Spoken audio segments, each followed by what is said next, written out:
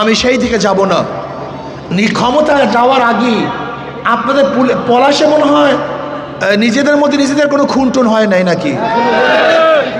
হ্যাঁ, হয়েছে নাকি ভাই? আচ্ছা আচ্ছা, আপনাদের এখানে কোনো চাঁদাবাজি হয় নাই নাকি ভাই? হয়েছে নাকি? এখনো ক্ষমতায় যায় নাই, ভয় আছে। যদি চাঁদাবাজি করি, গুন্ডামি করি, অপকর্ম করি, মানুষ ভোট দিবে? ভয় আছে কি নাই? যেখানে মারাত্মক ভয় কাজ করতেছে আগামী নির্বাচনকে কেন্দ্র করে, তারপরও যা করে, যদি ভয়টা চলে যায়, ক্ষমতায় চলে যায়, কি বুঝেন? হ্যাঁ, কত ধানে কত চাল দেখতে পারবেন, বিএনপির আসল রূপ দেখতে পারবেন। চাঁদাবাজি কাকে বলা হয়, মাস্তানি এবং গুন্ডামি কাকে বলা হয় দেখবেন। এখনই ধমকি দেয়, দেখবো ইলেকশনের পর, রাখবো না। ইসলামী আন্দোলন বাংলাদেশ নরসিংদী ২ পলাশ আসনের উদ্যোগে আয়োজিত গণসমাবেশের এই পর্যায়ে প্রধান অতিথির গুরুত্বপূর্ণ ভাষণ প্রদান করবেন ২৪-এর গণ অভ্যুত্থানের অগ্রসেনানী ইসলামী আন্দোলন বাংলাদেশের মোহতারাম সিনিয়র নায়েবে আমির আল্লামা মুফতি সৈয়দ মোহাম্মদ ফৈজুল করিম শাহেকে চরমনাই।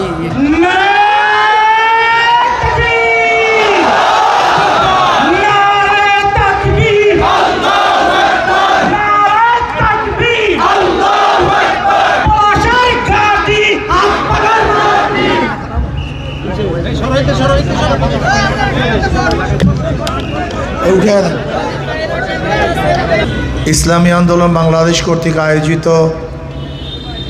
আজকে এ পথসভার সম্মানিত সভাপতি ইঞ্জিনিয়ার মহসিন সাহেব, উপস্থিত ইসলাম প্রিয় দেশপ্রেমিক ভাইয়েরা আমার, আপনারা ইসলামী আন্দোলনে তথা হাত পাকায় ভোট দিবেন কেন? আমি ২ দিক থেকে ব্যাখ্যা দেওয়ার চেষ্টা করব, ধর্মীয় দৃষ্টিকোণ থেকে, রাজনৈতিক দৃষ্টিকোণ থেকে। আমি ইসলামের দৃষ্টিকোণ থেকে বলবো, একজন মুসলমান ইসলামের বাহিরে যাওয়ার কোনো সুযোগ নাই। একজন মুসলমানের ইসলামের বাহিরে যাওয়ার কোনো সুযোগ নেই।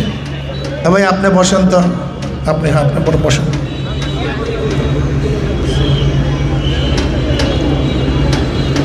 ইসলামের বাহিরে যাওয়ার কোনো সুযোগ নেই।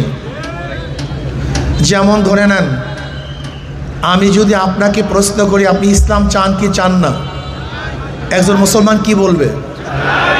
জোরে বলেন। যদি বলি চাই না, কি ভেজাল আছে কি নাই? আমি যদি একজন মুসলমানকে প্রশ্ন করি আপনি কোরআন ও সুন্নাহ পছন্দ করেন কি করেন না, আপনি কি বলবেন? যদি বলি করি না, সমস্যা আছে কি নেই? আমি যদি প্রশ্ন করি আল্লাহর নবীকে নেতা মানেন কি মানেন না, আপনি কি বলবেন? যদি বলি মানি না, সমস্যা আছে। এর জন্য একজন মুসলমান ইসলামের বাহিরে যাওয়ার কোনো সুযোগই নেই। একজন মুসলমানের ইসলামের বাহিরে যাওয়ার কোনো সুযোগ নেই। এর জন্য একজন মুসলমান ইসলামের বাহিরে যাওয়ার যেহেতু কোনো সুযোগই নাই, কাজী আমি তো ইসলাম নিয়ে আপনাদের কাছে আসছি, নতুন কোনো আদর্শ নিয়ে আসি নাই, তো নতুন কোনো ধর্ম নিয়ে আসি নাই, আমি মুসলমানদেরকে ইসলাম নিয়ে আসছি। তা বলতে পারেন আমরা যারা বিএনপি করি, আওয়ামী লীগ করি, জাতীয় পার্টি করি, আমরাও তো মুসলমান। হ্যাঁ নিশ্চিত আপনি মুসলমান, কিন্তু আপনার আদর্শ নীতি ইসলাম না। আপনি মুসলমান কিন্তু আপনার নীতি ও আদর্শ, যেরকম ধরে নেন একজন মুসলমান যদি মদ পান করে, আমি তাকে বলবো যে আপনি ইসলামী কাজ করতেছেন, আমি বলবো তুমি যদিও মুসলমান কিন্তু তোমার কাজটা কথা কয় না, তোমার কাজটা ইসলাম না। আচ্ছা বলেন তো, একজন মুসলমান সুদ খেতে পারে কি পারে না? সে মুসলমান কিন্তু তার কাজটা ইসলাম না। ঠিক বিএনপি, আওয়ামী লীগ, জাতীয় পার্টি জাসদ বাসদ যদি কেউ করেন, আমি বলবো না আপনি মুসলমান না, কিন্তু আপনার কাজটা ইসলাম না। বলে কেন? আপনারা কি বলেন? বিএনপি বলে আমরা ডেমোক্রেসি চাই। ডেমোক্রেসি মানে ডেমো মানে জনগণ, কৃষি মানে আইন। তা ডেমোক্রেসি অর্থ কি দাঁড়ায়? জোরে বলেন। জনগণের। আপনাদের মূল থিম কি? By the people, of the people, for the people.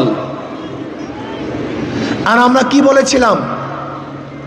By the Allah, of the Allah, for the Allah. কথা ঠিক না?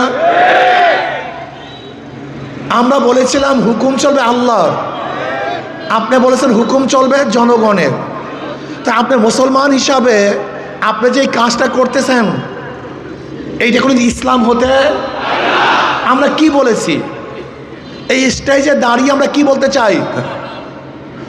আমরা বলতে চাই আমরা ক্ষমতায় গেলে ইসলাম হুকুমাত কায়েম করব। আর আপনি কি বলেছেন? আমরা ক্ষমতায় গেলে গণতন্ত্র প্রতিষ্ঠিত করব, আমরা ক্ষমতায় গেলে সেকুলারিজম প্রতিষ্ঠিত করব। আসলে রাজনৈতিক বিশাল এক শুভঙ্করের ফাঁকি আছে। রাজনীতিবিদরা কি বলে যে আমরা এই রাস্তা করব, ঘাট করব, বিল করব, ইন্ডাস্ট্রিজ করব। আচ্ছা বলেন তো, একজন এমপির কি শুধু রাস্তা ঘাট করা দায়িত্ব?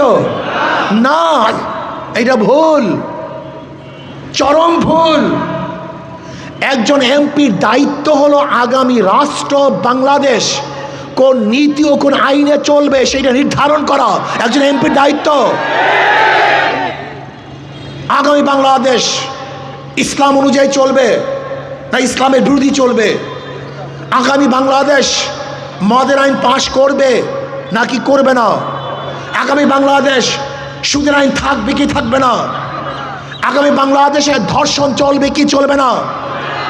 এইটা যেখানে প্রণয়ন করা হয় তার নাম মেম্বার অফ পার্লামেন্ট, সংসদ সদস্য। এর জন্য আমি অনেক সময় বলি, হাজারো মুসল্লি কিয়ামতের ময়দানে দেখবে লক্ষ লক্ষ ব্যারেল মদের গুনাহ, বিশ্বাস হয় না। লক্ষ লক্ষ জেনার গুনাহ, লক্ষ লক্ষ সুদের গুনাহ। ওই মুসল্লি বলবে, আল্লাহ আমি তো তবলিগ করতাম, চরমনের মুরিদ ছিলাম, অমুক পীরের আশেক ছিলাম, আমি তো কোনোদিন মদ স্পর্শও করি নাই, এত মদের গুণ আসছে কোথার থেকে? আল্লাহ বলবেন, যাদেরকে সমর্থন করে ভোট দিয়ে মদের আইন পাশ করিয়েছ, তুই ভোট না দিলে মদের আইন পাশ হতো না। কাজে তোর ভোটের কারণে যে মদের আইন পাশ হয়েছে, তোর আমল নামা সমস্ত গুনাহ লিখে দিয়েছে। এখানে সাংবাদিক বন্ধুরা আছেন, এখানে আছেন শিক্ষিত সমাজ। বাংলাদেশে মদ বৈধ কি বৈধ না? বৈধ। বাংলাদেশের সংসদ মদকে বৈধ করেছে, আল্লাহ হারাম করেছে। বাংলাদেশ সংসদ মদকে বৈধ করেছে। এই বৈধ কে করেছেন? সংসদ সদস্যরা। এদেরকে নির্বাচন করেছেন কারা? আপনারা। কাজে মদ বৈধর যত দায় দায়িত্ব সব ভোটারদেরকে নিতে হবে। আপনারা কি জানেন বাংলাদেশে জেনা বৈধ কি বৈধ না? কথা বলেন। হ্যাঁ, বাংলাদেশে জেনা বৈধ। বাংলাদেশের আইন জেনা বৈধ। কোরআন ও সুন্নাহ জেনাকে হারাম ঘোষণা করেছে, আর বাংলাদেশের সংবিধান জেনাকে বৈধ ঘোষণা করেছে। কিভাবে? আজকে একজন যুবক যুবতী যদি অবৈধ কাজে লিপ্ত হয়, আর তার বাপ মা স্বামীও যদি তার বিরুদ্ধে কেস দেয়, আর ওই মহিলা গিয়া যদি বলে এই কাজে আমি সম্মতি ছিলাম, তাই সুপ্রিম কোর্টের চিফ জাস্টিসের বাবার কোনো ক্ষমতা নাই ওই মহিলার বিচার করার। কেন? বাংলাদেশে জেনা সম্পূর্ণ বৈধ। আল্লাহ পাক হারাম করেছেন, বাংলাদেশ সংবিধান বৈধ করেছে। এই বৈধ করছে কিভাবে? এই আপনাদের ভোটের মাধ্যমে। কাজে দায়িত্ব কাদের? এই দায়িত্ব আপনাদের। আমি ইসলামের দৃষ্টিকোণ থেকে বলবো, যারা যেই পার্টিকে ভোট দিয়ে যত চাঁদাবাজি করিয়েছেন, এই সমস্ত চাঁদার দায়িত্ব ভোটারদেরকে নিতে হবে। আপনারা ভোট দিয়ে যারা গুন্ডামি করিয়েছেন, এই সমস্ত গুন্ডামির ভাগ ভোটারদেরকে গ্রহণ করতে হবে। আপনাদের ভোটের মাধ্যমে যত খুন হয়েছে, এই খুনের দায়িত্ব, খুনের দায়িত্ব এই ভোটারদেরকে গ্রহণ করতে হবে। কাজী একজন মুসলমান ইসলামের বাহিরে যাওয়ার কোনো সুযোগ নাই। এখন বলতে পারেন, হুজুর আমি তো হিন্দু মানুষ, আমি খ্রিস্টান মানুষ, আমি কেন ইসলামকে ভোট দেব? প্রশ্ন এখানে। ভোট মানে সমর্থন করা, ভোট মানে সাহায্য করা, ভোট মানে সহযোগিতা করা, ভোট মানে সাক্ষ্য দেয়া। আপনি প্রশ্ন করতে পারেন, আমি হিন্দু, আমি কেন ইসলামের পক্ষে ভোট দেব? হ্যাঁ, আপনি ইসলামের পক্ষে হাত পাকায় ভোট দেবেন আপনার জান এবং মালের নিরাপত্তার জন্য, আপনার ইজ্জত, আপনার নিরাপত্তার জন্য, আপনার ব্যবসা নিরাপত্তার জন্য, আপনার জীবনের নিরাপত্তার জন্য, ইনসাফ প্রতিষ্ঠিত করার জন্য, ন্যায় বিচার প্রতিষ্ঠিত করার জন্য আপনি হাত পাকা ইসলামকে ভোট দিবেন। বলে কেন?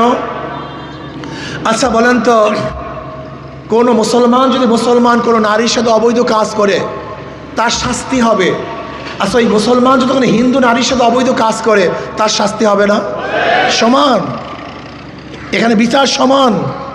কে হিন্দু কে খ্রিস্টান দেখার বিষয় নয়। আচ্ছা বলেন তো, কেউ যদি মুসলমানের ঘরে চুরি করে তার বিচার হবে, ওই চোর যদি হিন্দুর বাড়িতে চুরি করে বিচার হবে না? জোরে বলেন, বিচার সমান, এর হিন্দু মধ্যে খ্রিস্টান নাই। আচ্ছা বলেন তো, একজন মুসলমান যদি মুসলমানকে হত্যা করে তার বিচার হবে, একজন মুসলমান যদি অবৈধভাবে করে হিন্দুকে হত্যা করে তার বিচার হবে না? বিচার সমান।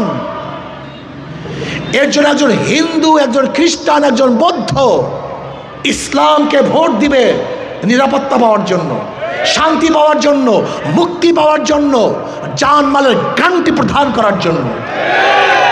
ইসলামকে এর জন্য ভোট দিবে শান্তি পাওয়ার জন্য।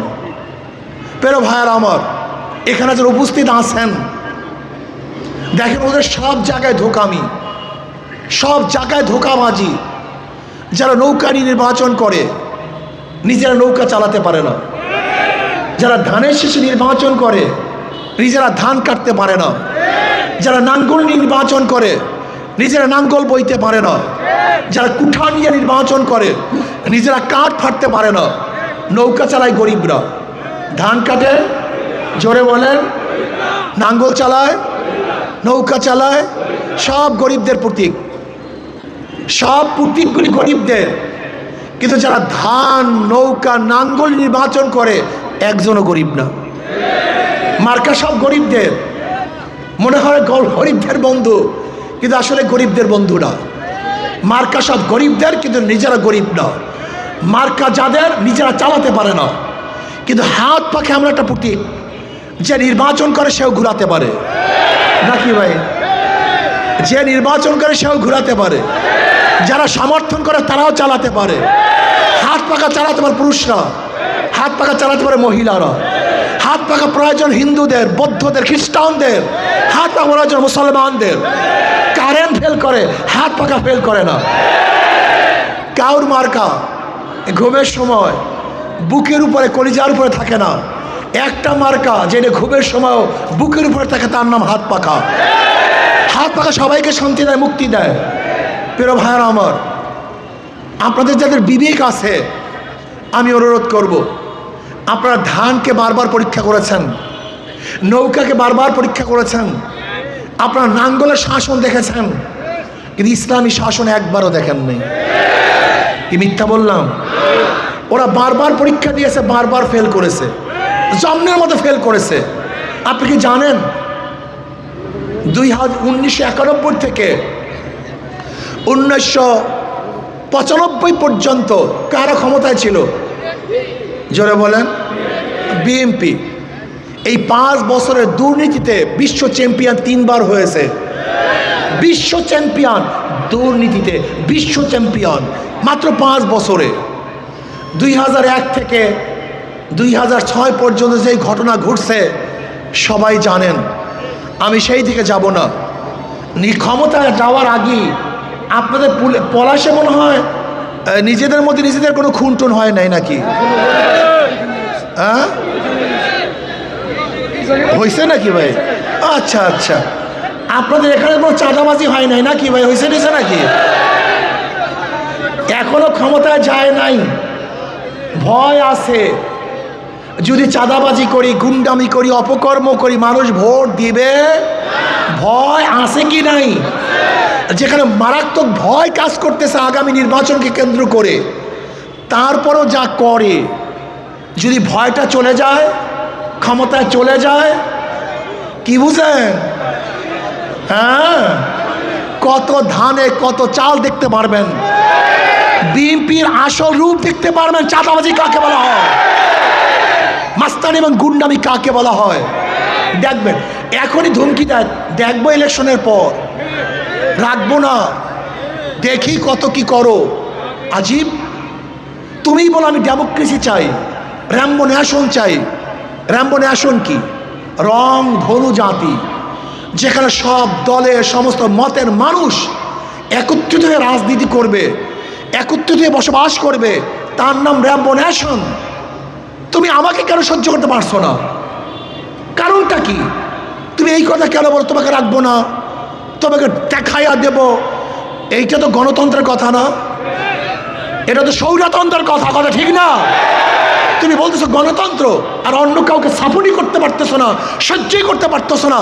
তোমার সাথে সন্ত্রাস আর কেউ হতে পারে না। তোমার কাজটা কি?